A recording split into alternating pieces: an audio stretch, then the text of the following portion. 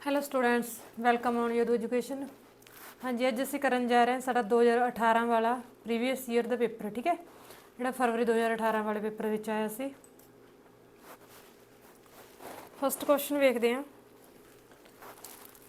The Broca's area and the Wernicke area in the left hemisphere of the human brain are responsible for speech production and speech comprehension respectively. The above statement is कहते ਜਿਹੜਾ ਬਰੋਕਾ area ਹੈਗਾ ਤੇ ਵਰਨਿਕ area ਜਿਹੜਾ ਸਾਡੇ human mind ਦੇ left side ਹੁੰਦਾ ਹੈਗਾ, ਠੀਕ ਆ, ਉਹ ਸਪੀਚ ਪ੍ਰੋਡਕਸ਼ਨ ਦੇ ਵਿੱਚ ਕੀ ਹੈਗਾ, ਮਤਲਬ ਉਹਦੇ ਥਰੂ ਸਪੀਚ ਪ੍ਰੋਡਿਊਸ ਹੁੰਦੀ ਹੈ ਤੇ ਨਾ ਸਪੀਚ ਨੂੰ ਕੰਪਰੀਹੈਂਡ ਕੀਤਾ ਜਾਂਦਾ, ਸਮਝਿਆ ਜਾਂਦਾ ਹੈਗਾ। ਤਾਂ ਕਹਿੰਦੇ ਇਹ ਸਟੇਟਮੈਂਟ ਕਿਹਦੀ ਦਿੱਤੀ ਹੋਈ ਹੈਗੀ, ਸੌਰੀ ਦਾ ਅਬਵ ਸਟੇਟਮੈਂਟ ਇਸ, ਇਹ ਕੀ ਹੈਗੀ, ਇਹ ਸਟੇਟਮੈਂਟ ਟਰੂ ਹੈ, ਫਾਲਸ ਹੈ, true only in case of Broca area, true only in case of Wernicke area. ਕਿਹੜੇ ਮਤਲਬ ਜਾਂ ਜਸਟ ਬਰੋਕਾ ਏਰੀਆ ਹੀ ਹੈ ਜਿਹੜਾ ਵੀ ਮਤਲਬ ਕਿ ਸਾਡੀ ਸਪੀਚ ਪ੍ਰੋਡਕਸ਼ਨ ਦੇ ਵਿੱਚ ਸਪੀਚ ਨੂੰ ਕੰਪਰੀਹੈਂਡ ਕਰਨ ਦੇ ਵਿੱਚ ਹੈਲਪ ਕਰਦਾ ਹੈਗਾ, ਜਾਂ ਫਿਰ ਵਰਨਿਕ ਏਰੀਆ, ਜਾਂ ਫਿਰ ਦੋਨੋਂ ਨੇਗੇ, ਹੈ ਨਾ। ਤਾਂ ਸਟੇਟਮੈਂਟ ਤਾਂ ਦੋਨੋਂ ਕਿਹਾ ਹੈਗਾ, ਬਰੋਕਾ ਏਰੀਆ ਵੀ ਤਾਂ ਵਰਨਿਕ ਏਰੀਆ। ਤਾਂ ਇਹ ਸਹੀ ਹੈਗਾ ਕਿਉਂਕਿ ਹਿਊਮਨ ਬ੍ਰੇਨ ਦੇ ਵਿੱਚ ਲੈਫਟ ਸਾਈਡ 'ਤੇ ਹੁੰਦੇ ਨੇ ਬਰੋਕਾ ਏਰੀਆ ਅਤੇ ਵਰਨਿਕ ਏਰੀਆ, ਦੋਨਾਂ ਦੇ ਥਰੂ ਕੀ ਕੀਤਾ ਜਾਂਦਾ ਹੈਗਾ ਜੀ, ਸਪੀਚ ਪ੍ਰੋਡਕਸ਼ਨ ਦੇ ਵਿੱਚ ਇਹ ਹੈਲਪ ਕਰਦੇ ਨੇ। ਤਾਂ ਇਹ ਸਟੇਟਮੈਂਟ ਟਰੂ ਹੈ ਜੀ। ਨੈਕਸਟ ਵੇਖਦੇ ਹਾਂ, which of the following falls in the category of non creative literature. ਇਹਨਾਂ ਦੇ ਵਿੱਚੋਂ ਨਾਨ ਕ੍ਰੀਏਟਿਵ ਲਿਟਰੇਚਰ ਦੀ ਕੈਟਾਗਰੀ ਵਿੱਚ ਕਿਹੜਾ ਹੁੰਦਾ ਹੈਗਾ। ਪਹਿਲਾ ਦੇਖੋ ਜੀ, picture composition, second essay, poems, newspaper. ਤਾਂ ਨਾਨ ਕ੍ਰੀਏਟਿਵ ਦੇਖਣਾ ਹੈਗਾ ਕਿਹੜਾ ਹੈਗਾ। ਪਿਕਚਰ ਕੰਪੋਜੀਸ਼ਨ, ਪਿਕਚਰਸ ਬਣਾ ਕੰਪੋਜ਼ ਕਰਾਂਗੇ ਤਾਂ ਉਹ ਕ੍ਰੀਏਟਿਵ ਹੋਊਗਾ। ਐਸੇ ਵੀ ਦਿਮਾਗ ਨਾਲ ਸੋਚਦੇ ਹਾਂ, ਹੈ ਨਾ, ਕ੍ਰੀਏਟ ਕਰਦੇ ਆਂਗੇ। ਪੋਇਮਸ ਕ੍ਰੀਏਟ ਹੁੰਦੇ ਆ। ਤਾਂ ਜਿਹੜੇ ਨਿਊਜ਼ਪੇਪਰ ਨੇਗੇ ਇਹ ਕ੍ਰੀਏਟਿਵ ਨਹੀਂ ਹੁੰਦੇ। ਤਾਂ ਸਾਡੀ ਫੋਰਥ ਆਪਸ਼ਨ ਬਿਲਕੁਲ ਸਹੀ ਬਣ ਜਾਂਦੀ ਆ। The assessment of the child should aim at, ਕਹਿੰਦੇ ਬੱਚੇ ਦੀ ਜਿਹੜੀ ਅਸੈਸਮੈਂਟ ਕਰਨੀ ਆ ਉਹਦਾ ਏਮ ਕੀ ਹੋਣਾ ਚਾਹੀਦਾ, ਠੀਕ ਹੈ। ਫਸਟ ਦੇਖਦੇ ਹਾਂ, rank and place of the child in the hierarchy of achievement. ਕਹਿੰਦੇ ਅਸੀਂ ਅਸੈਸਮੈਂਟ ਕਿਵੇਂ ਕਰਨੀ ਹੈਗੀ, ਬੱਚੇ ਦੇ ਰੈਂਕ ਨੂੰ ਮੁੱਖ ਰੱਖ ਕੇ, ਠੀਕ ਹੈ। ਬੱਚੇ ਦਾ ਕੀ ਜਿਹੜਾ ਅਚੀਵਮੈਂਟ ਦੀ ਜੋ ਆਰਡਰ ਹੈਗਾ, ਜੋ ਲੜੀ ਬਣੀ ਹੋਈ ਹੈ, ਉਹਦੇ ਵਿੱਚ ਬੱਚੇ ਦਾ ਕੀ ਆ ਰੈਂਕ, ਕੀ ਆ ਰਿਹਾ, ਕਿੰਨੀ ਪਲੇਸ 'ਤੇ ਬੱਚਾ ਜਿਹੜਾ ਹੈਗਾ ਉਹ ਹੈਗਾ ਗਾ, ਮਤਲਬ ਕਿ ਉਹਦੀ ਇਹ ਚੀਜ਼ ਨਾਲ ਅਸੈਸਮੈਂਟ ਕਰਨੀ ਹੈਗੀ, ਕਲਾਸ ਦੇ ਵਿੱਚੋਂ ਕਿੰਨਵੀਂ ਪਲੇਸ 'ਤੇ ਆ ਰਿਹਾ ਹੈਗਾ। ਸੈਕੰਡ, ਅਵਾਰਡਿੰਗ ਮਾਰਕਸ ਟੂ ਚਿਲਡਰਨ, ਜਾਂ ਬੱਚਿਆਂ ਨੂੰ ਜਸਟ ਅਵਾਰਡ ਕੀ ਕਰਨੇ ਨੇ, ਮਾਰਕਸ ਦੇਣੇ ਨੇਗੇ ਬੱਚਿਆਂ ਨੂੰ ਜਸਟ, ਠੀਕ ਹੈ। Finding gaps in children and planning future strategies, ਜਾਂ ਕੀ ਹੈਗਾ ਬੱਚਿਆਂ ਦੇ ਵਿੱਚ ਕੀ ਕਰਨਾ ਗਾ, ਗੈਪਸ ਜਿਹੜੇ ਵੀ ਪੜ੍ਹਨ ਦੇ ਥਰੂ ਉਹਨਾਂ ਦੇ ਵਿੱਚ ਉਹਨਾਂ ਦੇ ਗੈਪ ਆ ਰਹੇ ਨੇ ਬੱਚਿਆਂ ਦੇ, ਉਹਨਾਂ ਨੂੰ ਫਾਈਂਡ ਆਊਟ ਕਰਨਾ ਗਾ, ਅਤੇ ਫਿਊਚਰ ਲਈ ਜਿਹੜੀਆਂ ਵੀ ਸਟ੍ਰੈਟਜੀਜ਼ ਪਲਾਨ ਕਰਨੀਆਂ ਨੇ ਕਿ ਕਿਸ ਤਰ੍ਹਾਂ ਇਹਨਾਂ ਨੂੰ ਗੈਪਸ ਨੂੰ ਫਿਲ ਕੀਤਾ ਜਾ ਸਕਦਾ। ਫੋਰਥ ਹੈ ਪਲੈਨਿੰਗ ਔਰ ਫੇਲਿੰਗ ਚਿਲਡਰਨ, ਜਾਂ ਕੀ ਕਰਨਾ ਉਹਨਾਂ ਨੂੰ ਪਲੈਨਿੰਗ ਕਰਨੀ ਹੈਗੀ ਜਾਂ ਬੱਚਿਆਂ ਨੂੰ ਕੀ ਕਰਨਾ, ਫੇਲ ਕਰਨਾ ਗਾ, ਕਹਿੰਦੇ ਹੈ ਨਾ। ਤਾਂ ਅਸੈਸਮੈਂਟ ਦਾ ਏਮ ਕੀ ਹੋਣਾ ਚਾਹੀਦਾ। ਅਸੈਸਮੈਂਟ ਦਾ ਮਤਲਬ ਇਹ ਨਹੀਂ ਹੈਗਾ ਕਿ ਬੱਚੇ ਨੂੰ ਰੈਂਕ ਪ੍ਰੋਵਾਈਡ ਕਰਵਾਉਣੇ ਨੇ ਜਾਂ ਉਹਨਾਂ ਨੂੰ ਚੰਗੇ ਮਾਰਕਸ ਦੇਤੇ ਬਸ, ਠੀਕ ਹੈ, ਵੀ ਮਤਲਬ ਜਿੰਨੇ ਆ ਗਏ। ਤਾਂ ਇਹਦਾ ਮਤਲਬ ਇਹ ਹੁੰਦਾ ਗਾ ਕਿ ਬੱਚੇ ਦੇ ਅਸੀਂ ਗੈਪਸ ਦੇਖਣੇ ਨੇ ਵੀ ਕਿੱਥੇ ਕਿੱਥੇ ਗੈਪ ਨੇ ਪੜ੍ਹਾਈ ਦੇ ਵਿੱਚ, ਕਿੱਥੇ ਕਿੱਥੇ ਬੱਚਾ ਪਿੱਛੇ ਜਾ ਰਿਹਾ ਗਾ, ਅਤੇ ਉਹਨਾਂ ਨੂੰ ਫਿਰ ਫਿਊਚਰ ਦੇ ਵਿੱਚ ਸਟ੍ਰੈਟਜੀ ਲਈ ਯੂਜ਼ ਕਰਨਾ ਗਾ ਅਸੀਂ ਨੇ। ਤਾਂ ਥਰਡ ਆਪਸ਼ਨ ਬਿਲਕੁਲ ਸਹੀ ਹੈ ਜੀ ਇਹਦੀ। ਨੈਕਸਟ ਹੈ, which of the following is the formal activity of conducting oral test. Oral test conduct ਕਰਨਾ ਗਾ ਤਾਂ ਉਹਦੇ ਲਈ ਫਾਰਮਲ ਐਕਟੀਵਿਟੀ ਕਿਹੜੀ ਹੋਏਗੀ। ਫਸਟ ਦੇਖਦੇ ਜੀ, question answer, story telling, reading allowed, all of these. ਤਾਂ ਕੀ ਹੈਗਾ, ਅਸੀਂ ਵੇਖਿਆ ਗਾ ਕਿ ਬੱਚੇ ਨੂੰ ਜਦੋਂ ਆਪਾਂ ਲਾਊਡ ਟੈਸਟ ਕੰਡਕਟ ਕਰ ਰਹੇ ਹਾਂ ਬੱਚੇ ਦੇ, ਸੌਰੀ ਓਰਲ ਟੈਸਟ ਹੈ ਨਾ, ਬੋਲ ਕੇ ਉਹਦਾ ਟੈਸਟ ਲੈ ਰਹੇ ਹਾਂ ਜਿਹੜੇ, ਤਾਂ ਕੁਐਸਚਨ ਆਨਸਰ ਵੀ ਪੁੱਛੇ ਜਾ ਸਕਦੇ ਨਾ। ਟੀਚਰ ਨੇ ਕੁਐਸਚਨ ਪੁੱਛੇ, ਬੱਚੇ ਨੇ ਆਨਸਰ ਕੀਤਾ, ਉਹਦੇ ਲਈ ਵੀ ਓਰਲ ਹੁੰਦੇ ਨੇ। ਸਟੋਰੀ ਟੈਲਿੰਗ ਵੀ ਆ ਗਿਆ, ਰੀਡਿੰਗ ਅਲਾਊਡ, ਬੱਚਾ ਉੱਚੀ ਉੱਚੀ ਬੋਲ ਕੇ ਪੜ੍ਹ ਰਿਹਾ ਗਾ, ਤਾਂ ਉਹਦੇ ਵਿੱਚ ਵੀ ਕੀ ਉਹਨੂੰ ਟੈਸਟਿੰਗ ਕੀਤੀ ਜਾ ਰਹੀ ਉਹਦੀ। ਤਾਂ ਸਾਡਾ ਆਨਸਰ ਬਣ ਜਾਏਗਾ ਜੀ all of the above. Which of the following the reinforcement language skills. ਨੀਚੇ ਲੈਂਗੁਏਜ ਸਕਿੱਲਸ ਦਿੱਤੀਆਂ ਹੋਈਆਂ ਨਹੀਂ ਆਪਣੀਆਂ, ਚਾਰ ਹੁੰਦੀਆਂ ਨੇ, LSRW, ਠੀਕ ਹੈ। ਤਾਂ ਇਹਨਾਂ ਦੇ ਵਿੱਚੋਂ ਕਿਹੜੀ ਕਹਿੰਦੇ ਰੀਇਨਫੋਰਸਮੈਂਟ ਲੈਂਗੁਏਜ ਸਕਿੱਲ ਕਿਹੜੀ ਆ।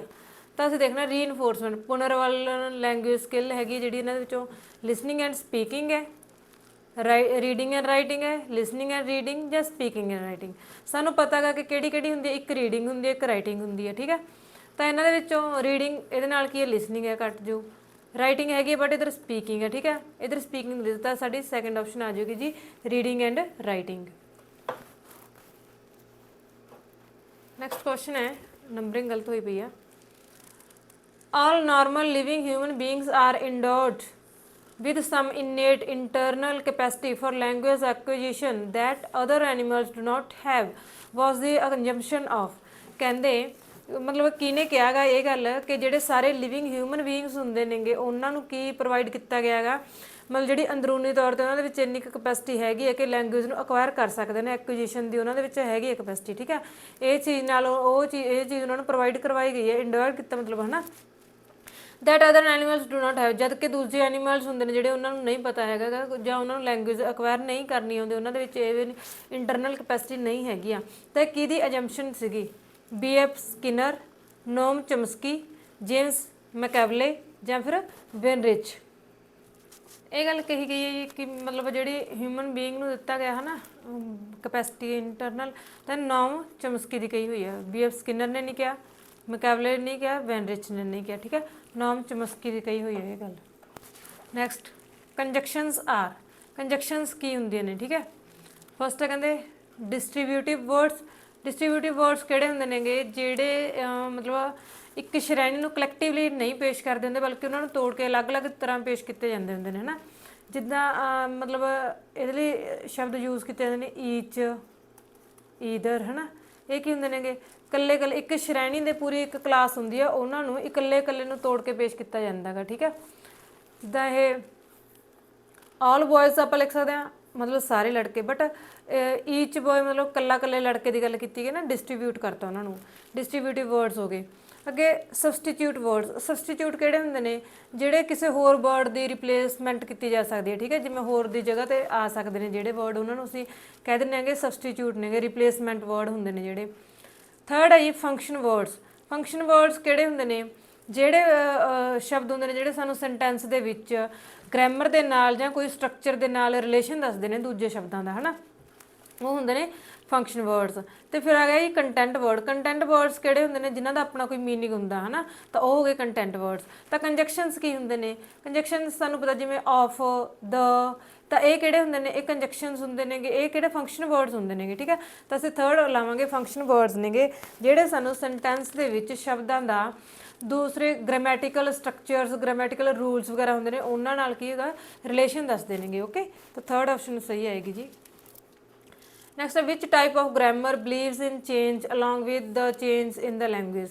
ਤਾਂ ਕਹਿੰਦੇ ਇਹਨਾਂ ਦੇ ਵਿੱਚ ਜਿਹੜੀ ਕਿਹੜੀ ਗ੍ਰਾਮਰ ਇਹ ਜਿਹਾ ਮੈਥਡ ਕਿਹੜੀ ਗ੍ਰਾਮਰ ਹੈਗੀ ਜਿਹੜੀ ਕੀ ਹੈਗਾ ਮੈਂ ਜਿਵੇਂ ਲੈਂਗੁਏਜ ਦੇ ਵਿੱਚ ਚੇਂਜ ਆਉਂਦੇ ਜਾਂਦੇ ਨੇਗੇ, ਤਾਂ ਉਵੇਂ ਕੀ ਹੈਗਾ ਆਪਣੇ ਵਿੱਚ ਵੀ ਜਿਹੜੇ ਚੇਂਜ ਹੋ ਜਾਂਦੇ ਨੇ ਕਰ ਲੈਂਦੀ ਹੈ। ਕਿਹੜੀ?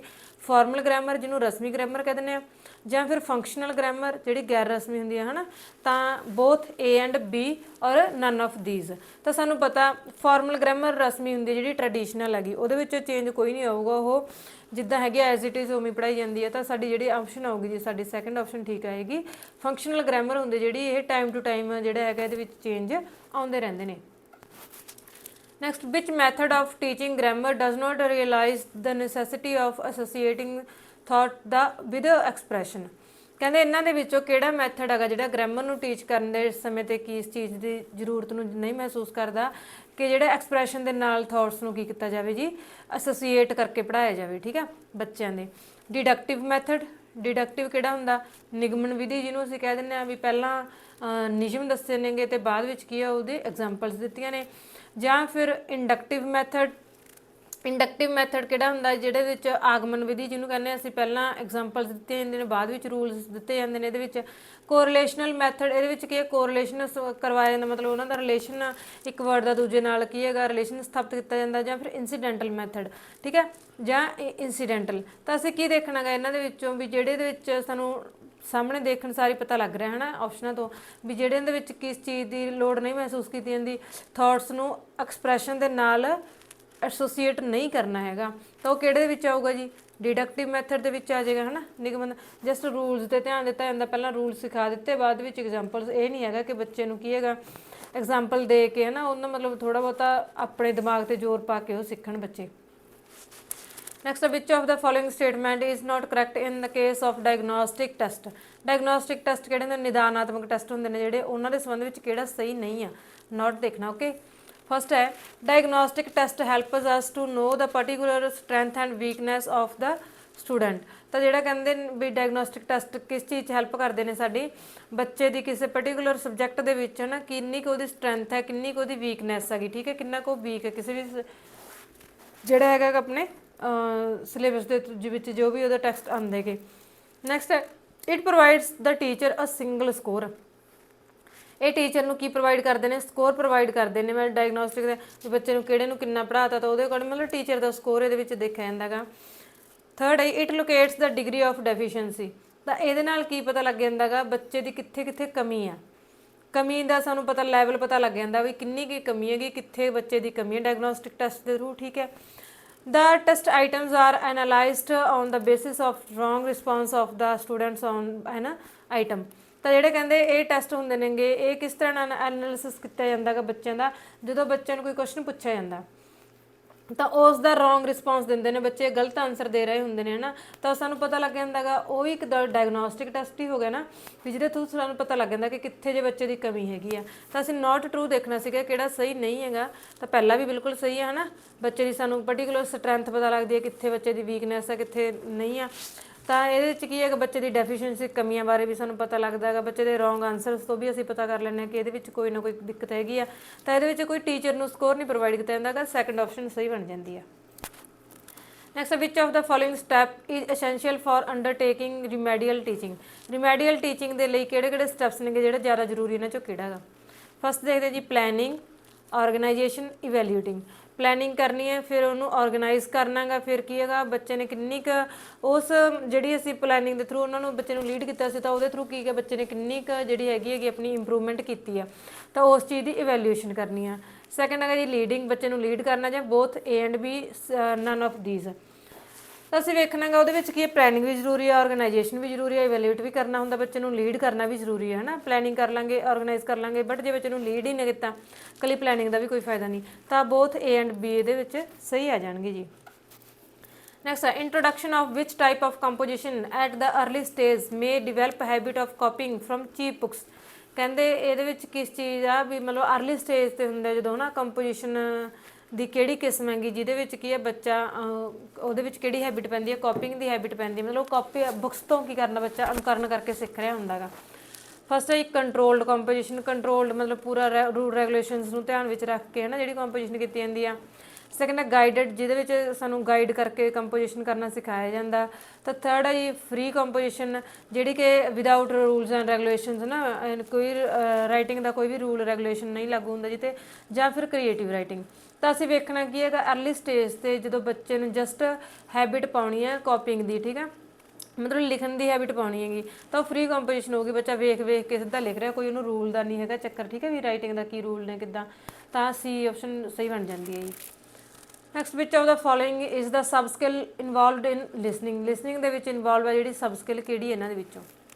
ਫਸਟ ਵੇਖਦੇ ਹਾਂ ਆਈਡੈਂਟੀਫਿਕੇਸ਼ਨ ਔਰ ਡੀਕੋਡਿੰਗ ਸਾਊਂਡਸ, ਕਿ ਜੋ ਵੀ ਸਾਊਂਡ ਸੁਣ ਰਿਹਾ ਬੱਚਾ ਉਹਨੂੰ ਆਈਡੈਂਟੀਫਾਈ ਕਰਨਾ, ਉਹਨੂੰ ਡੀਕੋਡ ਕਰਨਾ, ਉਹਦਾ ਮੀਨਿੰਗ ਕੱਢਣਾ ਗਾ ਹੈ ਨਾ। ਤਾਂ ਇਹ ਤਾਂ ਨਹੀਂ ਹੈਗਾ ਜੋ ਅਸੀਂ ਸੁਣ ਰਹੇ ਹੈਗੇ ਉਹਦਾ ਮੀਨਿੰਗ ਹੁੰਦਾ ਕੋਈ ਨਾ ਕੋਈ, ਅਸੀਂ ਕਿਸੇ ਮੀਨਿੰਗ ਲਈ ਸੁਣਦੇ ਹੈਗੇ ਹੈ ਨਾ, ਤਾਂ ਉਹਨੂੰ ਕੀ ਕਰਨਾ ਅਸੀਂ ਨੇ ਆਈਡੈਂਟੀਫਾਈ ਕਰਨਾ ਅਤੇ ਸਾਊਂਡਸ ਨੂੰ ਡੀਕੋਡ ਕਰਨਾ ਗਾ, ਲਿਸਨਿੰਗ ਦੀ ਸਬ ਸਕਿੱਲ। ਹਾਂਜੀ, ਨੈਕਸਟ ਹੈ ਅੰਡਰਸਟੈਂਡਿੰਗ ਸਿੰਟੈਕਟਿਕ ਪੈਟਰਨ ਔਰ ਸਟਰਕਚਰਸ।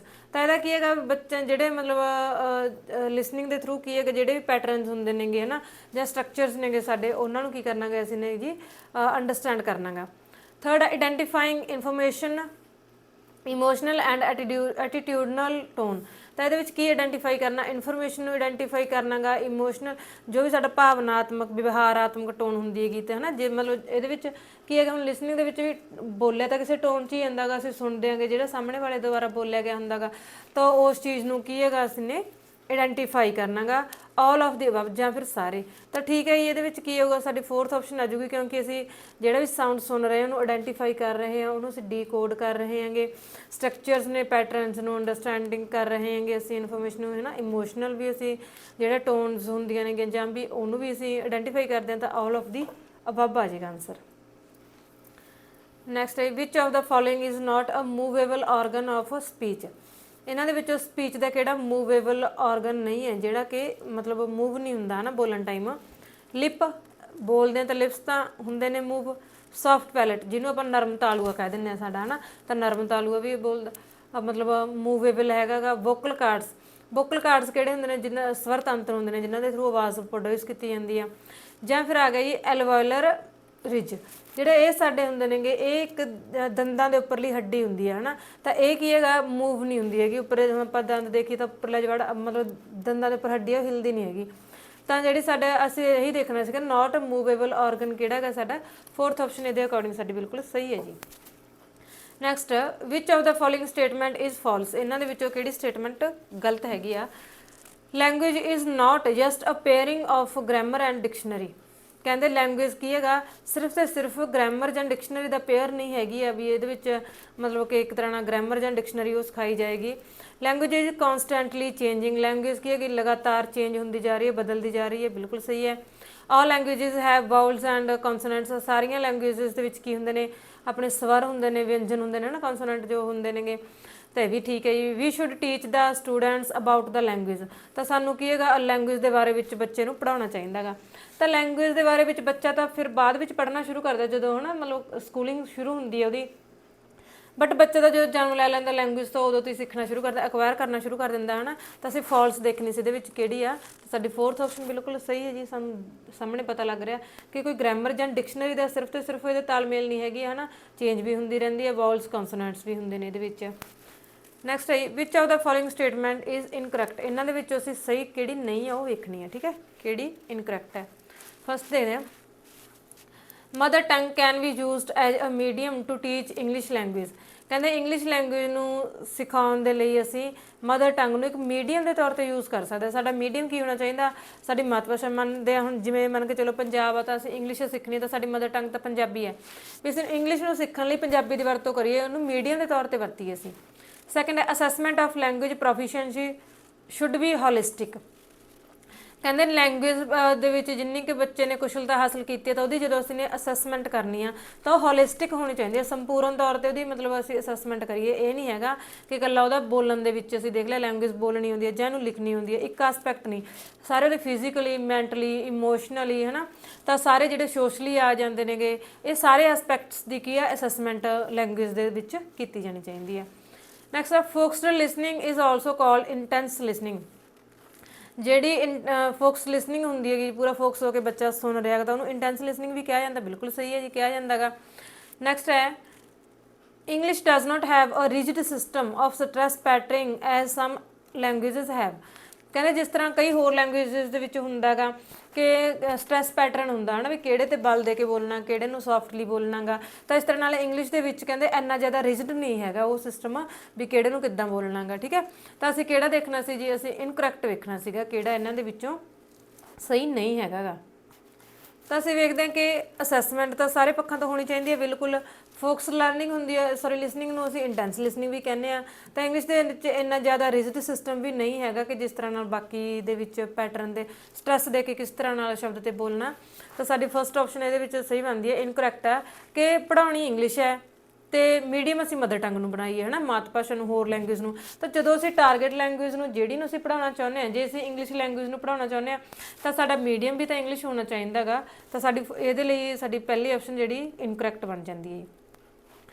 ਓਕੇ ਜੀ, ਤਾਂ ਅੱਜ ਦਾ ਆਪਣਾ ਇਹ ਖਤਮ ਹੁੰਦਾ ਗਾ, ਆਪਾਂ ਕਰੇ 2018 ਵਾਲੇ ਦੇ ਕੁਐਸਚਨ ਆਏ ਹੋਏ ਸੀ ਜਿਹੜੇ, ਅੱਗੇ ਆਪਾਂ ਕੰਟੀਨਿਊ ਕਰਾਂਗੇ ਅਗਲਾ ਕਲਾਸ ਆਪਣੀ। Thank you.